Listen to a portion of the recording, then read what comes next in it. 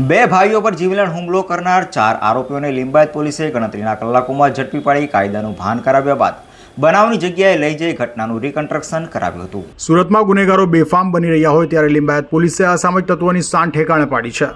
તોફિક અયુબ શેખ અને તેના ભાઈ તબરેઝ શેખ પર જૂના ઝઘડાની અદાવતમાં જીવલેણ હુમલો કરાયો હોય બનાવને લઈ લિંબાયત પોલીસ મથકે ફરિયાદ નોંધાઈ હતી। જે ફરિયાદના આધારે સુરત પોલીસ કમિશનર અનુપમસિંહ ગેહલોત, અધિક police commissioner sector 1 Balram Meena, DCP zone 2 doctor Kanan Desai અને એસીપી ડી ડિવિઝન બીએમ જાડેજાની સૂચનાને લઈ લિંબાયત પોલીસ મથકના પોલીસ ઇન્સ્પેક્ટર ડીડી ચૌહાણની ટીમ પીએસઆઈ કે.એચ.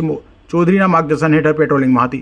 ત્યારે અનામ હેડ કોન્સ્ટેબલ વિક્રમભાઈ ગોવિંદભાઈ, અનામ હેડ કોન્સ્ટેબલ અનિરુદ્ધસિંહ પ્રહલાદસિંહ, અનામ પોલીસ કોન્સ્ટેબલ હરીશભાઈ મંગળુભાઈ અને અનામ પોલીસ કોન્સ્ટેબલ યશપાલસિંહ રાજેન્દ્રસિંહને મળેલી બાતમીના આધારે મારામારી કરી જાનથી મારી નાખવાની ધમકી આપવાના 2 ગુનામાં સંડોવાયેલા 4 માથાભારે આરોપીઓ રિયાઝ કાલિયા કાદર શેખ, અરમાન ઇઝહાર શેખ, અલ્તમસ ઇઝહારુલ શેખ અને રિયાઝ અંસાર શેખને ઝડપી પાડ્યા હતા અને લિંબાયત પોલીસે તેઓને કાયદાનું ભાન કરાવ્યા બાદ ઘટના સ્થળે લઈ જઈ ઘટનાનું રિકન્સ્ટ્રક્શન કરાવ્યું હતું। તો લિંબાયત વિસ્તારમાં આતંક મચાવનારાઓને પોલીસ ઇન્સ્પેક્ટર ડીડી ચૌહાણે સ્પષ્ટ સંકેત આપ્યો છે તેમ લિંબાયત વિસ્તારમાં ગુનો આચરશો તો ગુનેગારોની ખેર નથી।